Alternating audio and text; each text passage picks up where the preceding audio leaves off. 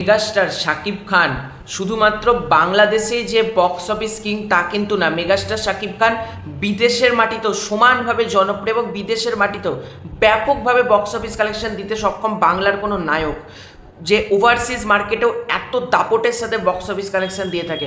তোমরা রিসেন্টলি প্রিয়তমা দেখো, রাজকুমার দেখো, তুফান দেখো, বরবাদ দেখো, এই চারটে ছবি বিদেশের মাটিতে কি দাপিয়ে বক্স অফিস কালেকশন এনেছে জাস্ট ভাবো।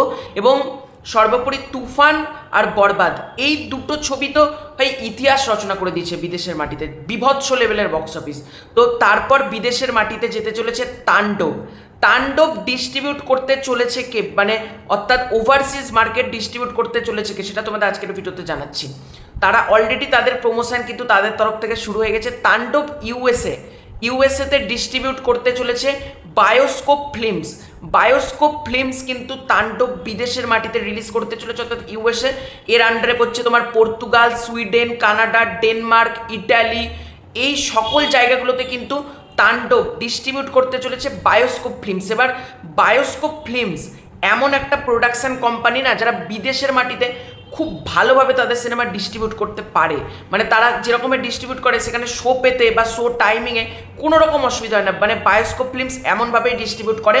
আমি আলফাইকে ধন্যবাদ জানাবো যে তাদেরকে ডিস্ট্রিবিউট করার দায়িত্বটা দিয়েছে প্রোডাকশন হাউস থেকে, আলফায়ার চরকি বলা যেতে পারে। তো বেশ ভালো কিন্তু, অর্থাৎ বিদেশের মাটির থেকে যারা তাণ্ডব দেখার অপেক্ষায় আছো তারাও কিন্তু বলা যেতে পারে তাণ্ডব দেখতে পেয়ে যাবে। এবং তাণ্ডব কিন্তু ওখানেও ভালো রকমভাবে শো পেতে চলেছে। এবং প্রচুর প্রবাসী বাঙালিরা অপেক্ষা করে থাকে যে তারা তাদের মেগাস্টার শাকিব খানের সিনেমা হলে গিয়ে দেখার জন্য। এবং বিদেশের মাটিতেও প্রচুর প্রবাসী বাঙালিরা অপেক্ষা করে থাকে কবে মেগাস্টারের সিনেমা রিলিজ করবে। তো মেগাস্টার সিনেমা তো রিলিজ করতে চলেছে, তবে ইউএসের মাটিতে কবে রিলিজ করবে দেখো। আমরা তো জানি 6 অথবা 7 তারিখ তো বাংলাদেশে রিলিজ করছে কুরবানি ঈদে।